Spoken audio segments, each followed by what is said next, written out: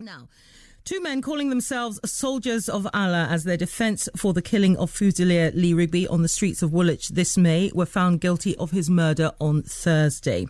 Michael Adebolajo and Michael Adebolawe didn't deny the killing but claimed in court that British soldiers were legitimate targets.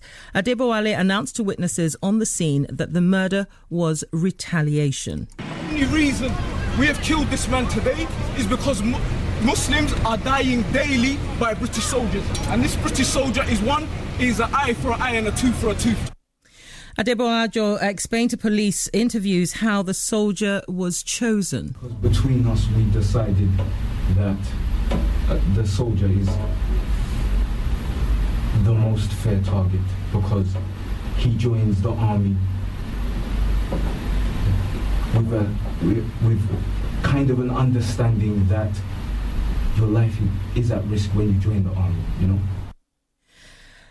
And around a month ago, we took a call from a listener who posed a question. This was Ricky in St Albans. He wanted to hear a sensible and informed discussion about the roots of extremism. Well, I'm delighted to say we've got such a panel for you. 3 Londoners join me now to answer that question. My panellists are Dr Usama Hassan, a science teacher, former imam at Leighton Mosque, who left after an ideological split with the mosque teaching. He's now a researcher at the counter-extremism think tank, the Quilliam Foundation. Rania Hafez, no stranger to this programme, is the founder and director of Professional Teachers Network Muslim Women in Education, who actually lives in Woolwich.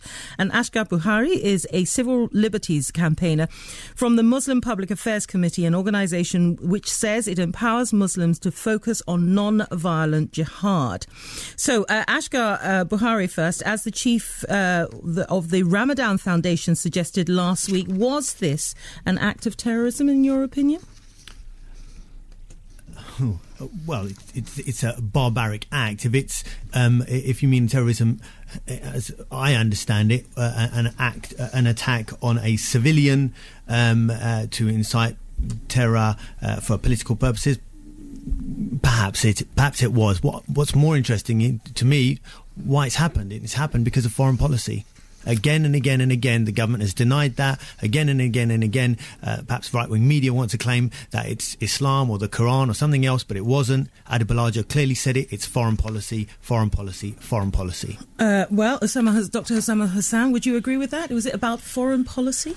No, with respect, I differ with that slightly. The Adebolajo did mention foreign policy, but he also quoted verses from the Quran, and he explicitly said he's a soldier of God, etc. It was based on a very twisted and total misinterpretation of the Quran. The Labour government under Tony Blair did deny any link between foreign policy, for example, the Iraq War and the 7/7 bombing, for example. But Gordon Brown's government, again Labour, did explicitly acknowledge that yes, there is a link. So they accepted that the Iraq War helped radicalise the 7/7 bombers.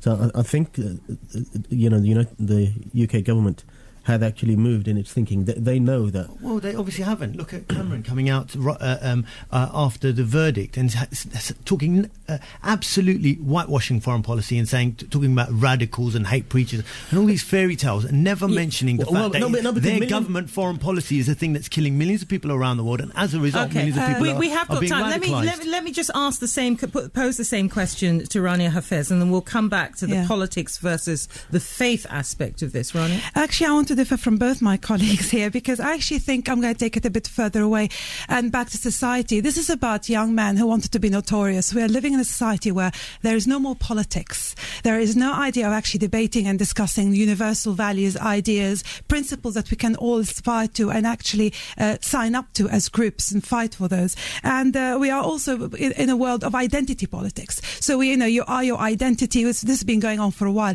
And these were two men who could have turned to anything, to drugs, to criminality, to gangs, and they chosen to actually use something like religion, like the idea of foreign policy, with total misunderstanding of both actually. And what they did was an absolutely criminal act that they tried to justify, but that was a criminal act. But I think it's wider than just faith or foreign policy. It is to do with the death of politics and the rise of identity politics for the past few decades. I agree with that. It's all of those things.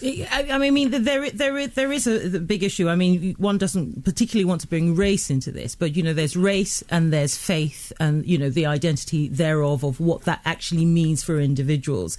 And I'm curious about your thoughts about whether if we were to take away some of those elements, would we still have had the same result? Do you think that might have emerged? This is what we've seen emerge. I think there is a debate to be had about foreign policy, and there's a debate to be had about people's liberation struggles, and there's a debate to be had about how we actually struggle for freedom and for freedom from oppression within the national and an international context. But there is also, if you look at London, if you look at the gang culture in certain parts of London, there are young men who are looking to be justified, to be kind of noticed. Right. And I think that this is one of the problems. Was involved with gangs and drugs when he was younger. Nothing to do with gangs and drugs. Yeah, okay. Look, black people were oppressed, and guess what? Black people, whether we like it or not, they took to violence. White women, when they felt that they weren't even just getting the vote, not being massacred like Muslims are around the world, they tried to blow up Parliament. The suffragettes tried to do that. Why are we kidding ourselves and denying the fact that across the Muslim world, this extreme reaction is being caused because of an extreme action? We're not denying Hold on, everyone. We've got to do it one at a time, otherwise we'll never hear each other. I mean, it's obviously a very heated conversation to be having this Sunday morning, and I'm really grateful that you're in, but it would be useful for us to hear each other. Can I go back to this? And you're the Imam in this, so I'm really interested. What does the word, and I asked this to an earlier guest, what does the word jihad actually mean? Because it seems to be that when we talk about these acts, what they pull out for the individuals is, I am on a jihad. This is something God has asked me, or I will be celebrated because I am doing this in the name of God. Jihad is a fundamental Islamic concept. It literally means struggle or strive. But in practice, it's a very deep teaching. It includes inner jihad, which is purifying yourself, making yourself a better person, developing strength of character, and include all kinds of what we call outer jihad, which are basically all around struggling for truth and justice. And that can, one end of it is war, justified war. Just war, like a just war. So there is a justification. So there is a justification for war. No. Just so I'm clear. Wait, hold on. So there is just for terrorism. Right. Okay. So, but what is the difference in your opinion? So what? Just so I'm clear, and all my listeners are clear. What would you consider to be a justified war that wouldn't necessarily be tied in with terrorism? This is what I don't understand. No, okay, so jihad has always had rules. For the last 14 centuries, there have been clear rules and ethics around jihad, which are basically the same as internationally accepted norms of war. That it has to be a declared war, you cannot target non-combatant civilians, etc. You have to abide by rules of warfare with regard to... There's also self-defense. Who you target. Yeah. But isn't that... Asghar, I will come to you. So that actually, when you use that in that form, it then ties in with what Asghar is saying, because actually, according to those boys, those men, for them... it was a jihad. Yeah, but they're not soldiers. You can't just declare so you have to be... Hold on, that's unfair, because in their minds, he was asked this. He said, well, just because I don't wear a uniform and I don't, and my nations are taken over by Western-backed dictators doesn't mean that I don't see myself as a soldier. And there's the problem. Religious nobody can just make themselves a soldier. Exactly. Says who appoints the soldier? The government? We live in demilitarised societies. We can't take the Nelson Mandela and the South African freedom struggle, who all took to violence. You're justifying what they did. No. What I'm doing is I'm explaining it, which sadly I'm afraid the kind of fairy tales that we're hearing are not doing. There is a religious element, no doubt about it. The Quran says when you are oppressed or you see oppression, fight it. Islam is not a pacifist religion. Let me finish my point. Let me finish my point. Allow me to finish my point. And there your viewers need to understand, because what they don't understand is these people do these attacks and they use Islam, so it must be Islam. Correct. The Islamic justification is, if you see oppression, if you see millions of people dying, fight it. Don't sit in your hands and allow it. And just hold on. And there's the Islam, but the oppression must exist. Therefore, foreign policy. I would like to respond to that. Yeah, I live in Woolwich. We are not oppressed on the streets of Woolwich. We are a wonderful... So if a black man's oppressed in South Africa, if a black person around anywhere... I'm going to fade you down. No, wait, hold on. Seriously, I need to say this once again. The only way we are going to have is just being able to hear each other. Rania. Woolwich, we are not oppressed in the streets of Woolwich. These young men had no right and no justification in using some other oppression, which whether it's in Afghanistan, right oppression, in Pakistan with the drones, right oppression, there's another political and other struggle to be had. They had no right to bring it to actually target an individual in the streets of Woolwich. There is no oppression in Woolwich. Woolwich is a multicultural, multi-ethnic society that exists within London, within Britain, and that's a different kind of political discourse. We can have an argument over political, over foreign policy, and I'm happy to have that argument. But that was no justification for two young men who were hotheads, who just wanted notoriety. No one's justifying it. Who are actually using this to justify an act of barbarity. Okay. All right. So in their minds, according to Asghar, they believe that they are on some journey that justifies why they were doing these acts. As an imam, as somebody who works in counterterrorism, the problem with this is that they cannot be the only ones thinking along this way.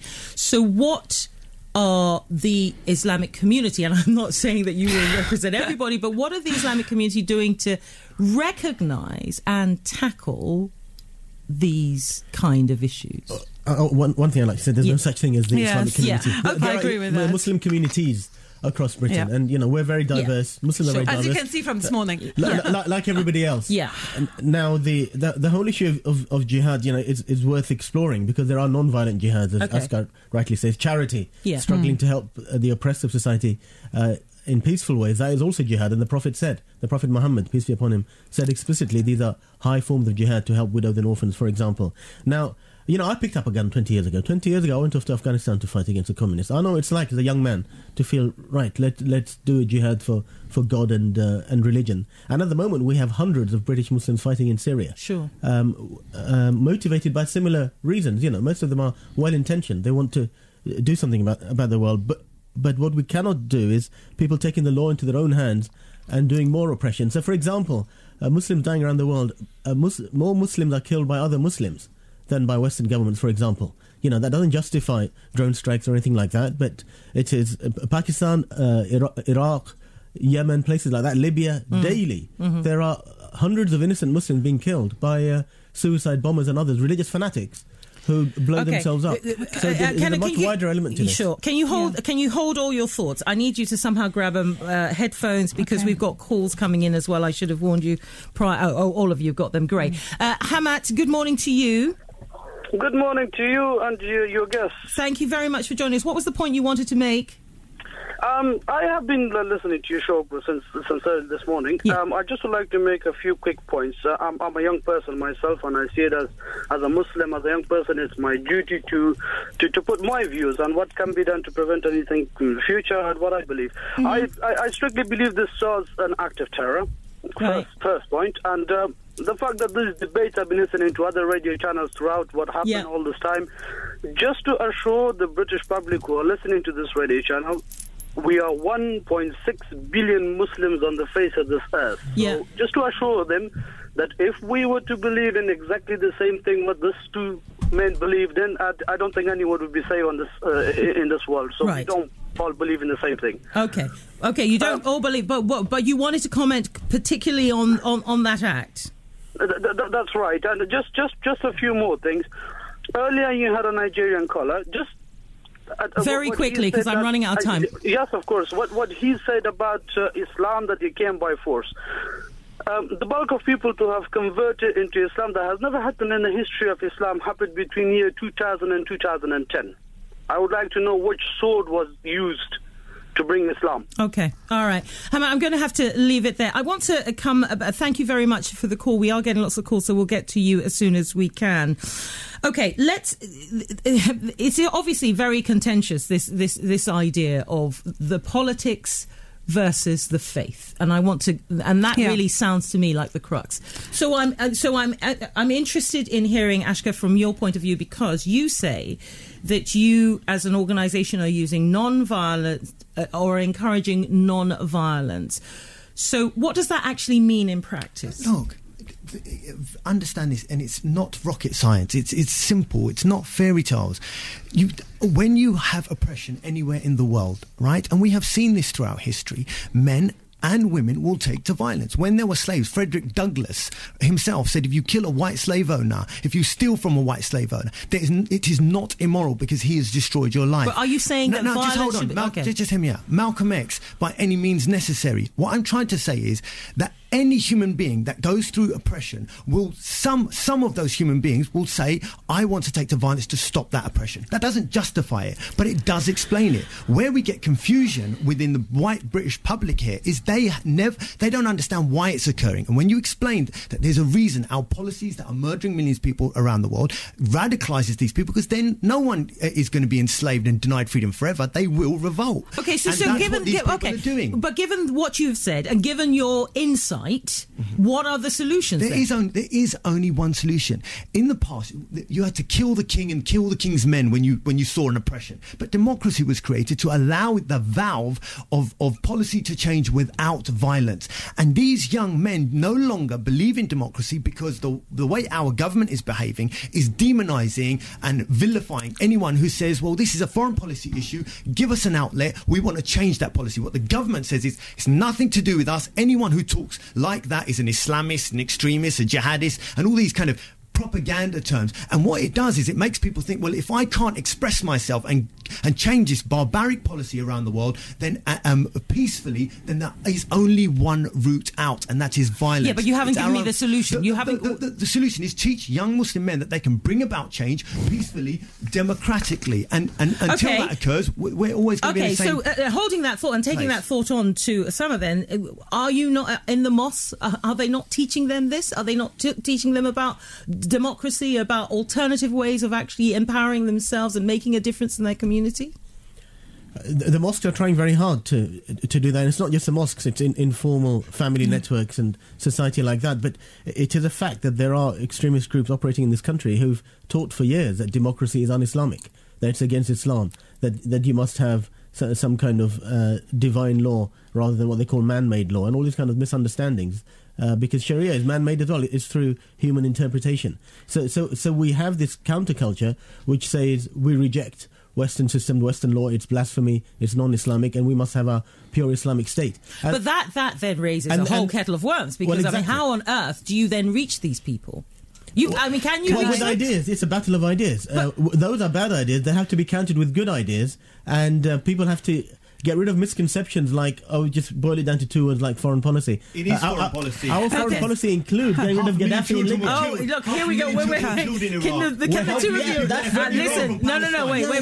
Okay, Asghar, I literally will have to fade you out if I can't get you to really calm down. Now, please, just have... We're talking about civilized... Syria right now. You're helping them a lot.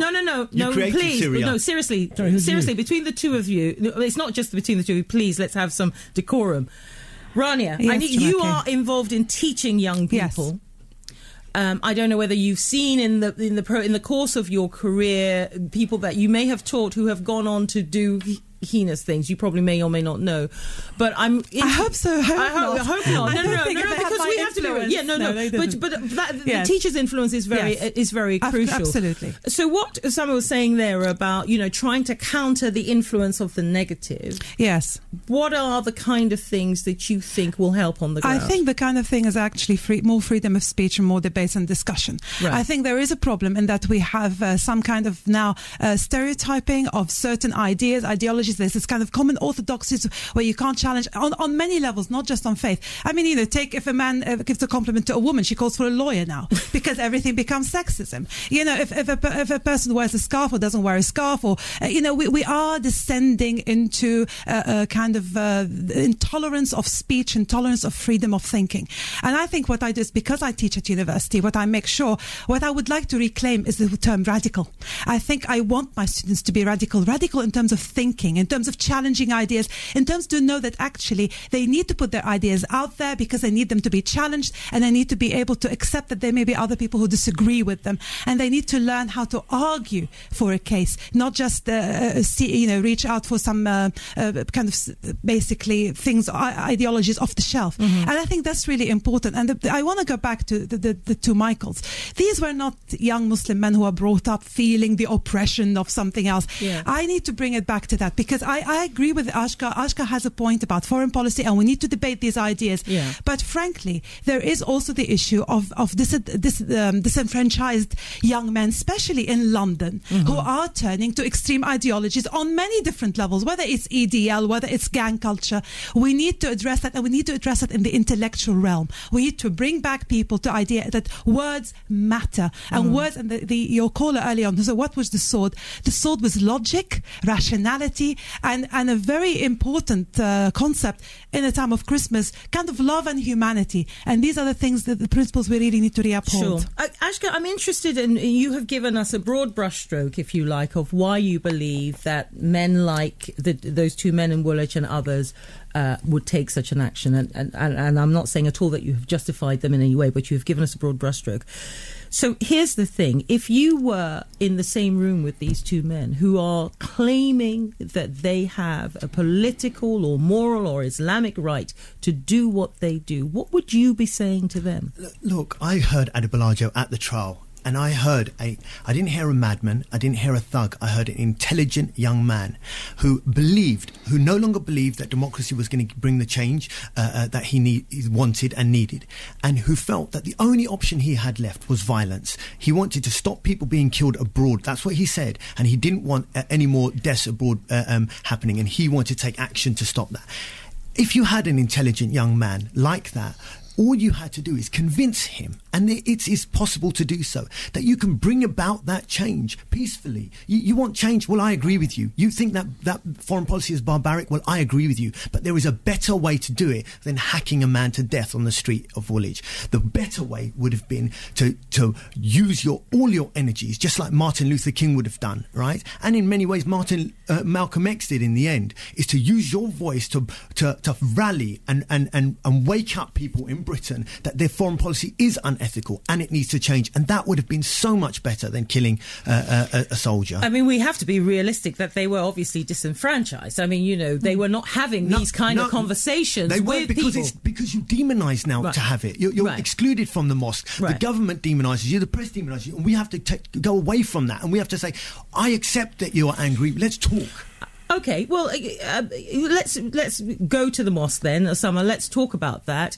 I mean, obviously the mosques have responsibility to ensure that, they are providing a space where people not only come for faith, but also can come for dialogue, but also can be be told off if they are going wrong. And I know that many mosques will sometimes throw people out because they can't control them. So what do you do? What would you do if you were in the same room with these two boys? I agree with my colleagues that we need more freedom of speech debate with even these difficult ideas, and people with anger also have the right to express their views. One problem we have is many mosques, like churches and others, religious institutions are nervous about politics, and many mosques say don't discuss politics in the mosque, and I know that infuriates many young people who are concerned about issues around the world, because young people are often idealistic, and that needs to change. I was actually expelled from my own mosque for raising difficult issues. Yeah. So I know a bit about that. The one thing I'd say about Adebolajo and the other chap is, of course, just 15 years ago, they were innocent young children. So terrorists are not born, they're made. And we have to try to influence them. One thing I would say about his reasoning, though, is very naive and arrogant, because in his view, only he's allowed. War is one way for him. If he's a soldier, then he would have to accept that his opponents, including the state, would have the right to kill him, right? He asked for death. Well, he did. He asked for death. But would these people accept that him and all his supporters, and his lots of supporters, including his brother, who are justifying it, does that mean if it's a war, then the opponents would have the right to take them out? Now, I'm going to on that. Wait, before we go. Okay, before we go, I need to go to the news, but hold that thought in the studio, rather heated, but very, hopefully will be helpful to all of us, because it's good to be able to have these kind of dialogues. We'll be coming back to our roundtable discussion. You, of course, can phone in and share your thoughts or comments or questions that you might have for my It's 8:33. I'm Jumoke Fashiola. We're having a roundtable conversation this morning about extremism, its roots, and what can be done about it. Just a reminder of who my panelists are. Dr Usama Hassan is a science teacher, a former imam at Leighton Mosque. Rania Hafez is the founder and director of Professional Teachers. Sorry, I should also say that Usama Hassan is a researcher at the counter-extremism think tank, the Quilliam Foundation. Rania Hafez is the founder and director of Professional Teachers Network, Muslim Women in Education. She lives in Woolwich. And Asghar Bukhari is a civil liberties campaigner with the Muslim Public Affairs Committee, an organisation which says it empowers Muslims to focus on non-violent jihad. Before the news, I asked the question, what would you be saying to those young men if you were in the same room with them? I thought I'd give Rania a chance to respond to that before we move on. Rania. I would say they should repent for the act, the heinous act they did, and I would say to them to go and learn their religion properly, because they have completely misguided idea of what religion and the faith is. Can I ask and this may be a slightly naive question, but as someone who's a mum, you would know this. I mean, I said earlier on, I was brought up in a Muslim family. My parents, my extended family, are Muslim. My father was Muslim. My mother was brought up Muslim, then became a Christian. So I come from a family that explores religion and faith, and I've grown. I've done Ramadan, all of that kind of stuff. What I am struck by is that there seems to be a lot of misunderstanding around what Islam is about. And what worries me is that there are thousands, billions of people who seem to embrace this notion of a physical jihad or a this or a that. And that is a concern. I think it's a growing concern for people that, as opposed to why it seems to me no one reads their Quran is what I'm trying to say. Is that unfair? Because it seems like everyone goes to mosque and goes, this is what the preacher said, and therefore I believe what they said, rather than finding the meaning for themselves. Well, there's an element of that. I mean, people in general will often just listen to authority, whether it's a religious preacher or the political leader or the pop star or anybody influential like that. Very few people actually think for themselves in society generally. This is what George Bernard Shaw said. He said most people would rather die before they think, and in fact that's what they do. Now, you may not agree with that, but that's what a leading British philosopher said. When it comes to the jihad, like I said before, there are many levels of jihad which Muslims need to recover, including social struggle for justice in any form whatsoever. It's a type of jihad. The most extreme example is war, which is justified, as in all religions, under certain circumstances. The guys who pick up the guns and went off to Syria, they're well-intentioned. I did that myself 20 years ago, Afghanistan, Bosnia. But what you must abide by is the rules and ethics of that jihad. When that crosses the line, as Al-Qaeda do, and start attacking civilians and committing terrorism. And it's the same ideology which motivated the Woolwich killers very clearly. It's the same as the 7/7 bombing. This is a war and I am a soldier.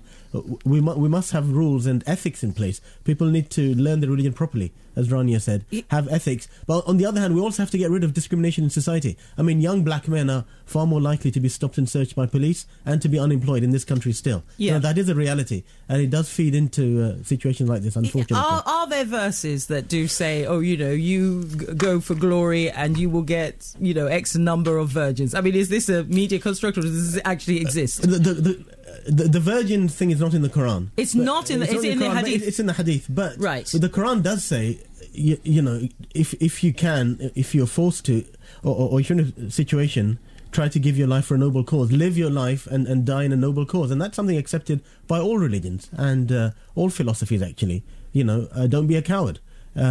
Stick up for your principles, stick up for what's right. But so you can see how people can interpret that. Oh yeah, of course, that can be misinterpreted. There are verses like that in the Bible, in the New Testament, even from Jesus. But don't think I brought peace, I brought the sword. In the Old Testament, you have the Midian massacre and you have all these rules about massacring people. All religious texts, it's not just the Quran.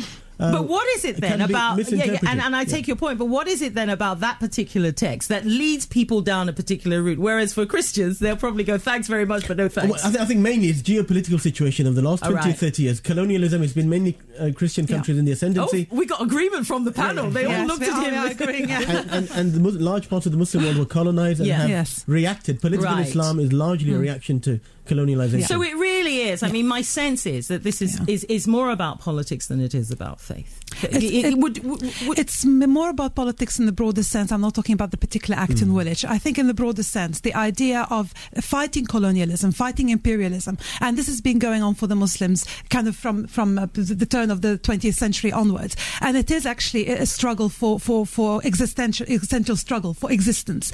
But it is a global one. And unfortunately, in certain countries, they are having to take up arms to fight for their freedom. Now, how that translates into people across the world actually standing shoulder to shoulder with those who are oppressed is another matter. And it's not just for Muslims, it's for everybody to actually support those who are oppressed. Usually, indeed, and the deed here is not actually hacking somebody in the street, but actually politically engaging. And this is where I would agree with both my colleagues here. Okay, Asghar, well, let's talk about the way forward, or a potential way forward. I mean, we know it's a global problem, so we're not saying that we're going to solve it right now. But I'm interested, from your perspective and the work that you do, what you consider the way forward to be. Globally, the only way you could solve it is an ethical foreign policy. Here, there are two routes. One is an ethical foreign policy, which the government doesn't seem to want to give us. Then the other option is this, that the mosques in this country, instead of being so cowardly and so frightened of the government, open their doors and allow and argue and debate the demand for democratic change for an ethical foreign policy. Much like Martin Luther King, much like people like Frederick Douglass did for their communities, and said, we can bring change in this society if we really start a movement. And what is interesting, and what is interesting about the names that you mention is that it's all about the individual. So let me ask you, as an individual, what are you doing to make a difference? Well, the last 15 years I've been arguing this case and fighting our own mosques, saying stop pushing people away, stop demonising them, and allow them and challenge their notions that democracy will not work for us. We can bring about change, even though the government is against it, if we just try. Okay, Usama, your thoughts on what's the way forward? Well, what we can't have is something like the Troubles. I was in Northern Ireland recently, and let's not forget, for 30 years, between 69 and 98, almost every day there was a stabbing, a shooting, a bomb going off, homemade bombs, and a community there deeply divided. 90% still live and are educated in segregated areas. This is in Britain, in Northern Ireland. And the danger is, with people taking the law into their own hands and expecting a reaction, is that the far right, the neo-Nazis, have already indicated they want to bomb mosques and commit violence. We can't have a cycle of violence in the streets. And the only way is through free speech and democracy and debate, etc. One of the things I do is try to show that the basic values of Islam and the basic values of Western civilization or global civilization are actually in agreement. Truth, justice, mercy, these are all high ideals which all major civilizations around the world, including religion and philosophies, agree on. We obviously often disagree about the details, and there is a lot of historical injustices, conflicts around the world. So there's a hard struggle there. But we have to be committed to a path of a dialogue of civilization, not a clash of civilizations, and try to learn to live together. And it's right to be angry about injustice abroad. But just as because of South Africa, when there was apartheid there, people didn't kill white people on the streets here because blacks are being oppressed in South Africa. Muslims have to be most Muslims are mature enough. The extremists have to be more mature and realise they can't be like spoiled kids. They're angry about something, they take the law into their own hand and just do what they like. There has to be zero tolerance for that. But allow people to speak. Rania, your thoughts? What I keep doing is I keep challenging identity politics. I keep calling for more freedom of speech and freedom of thinking, and I make sure my students are forced to think. And actually, the fact that we do not have to accept the label that are stuck on us. We can actually decide our own fate and our own identity and our own politics ourselves through dialogue and debate and discussion. My thanks to all my guests this morning, Dr Usama Hassan, Rania Hafez and Asghar Bukhari. It's been very lively indeed. I appreciate you coming in this morning. You can keep your calls and comments coming in about anything you have heard. 0207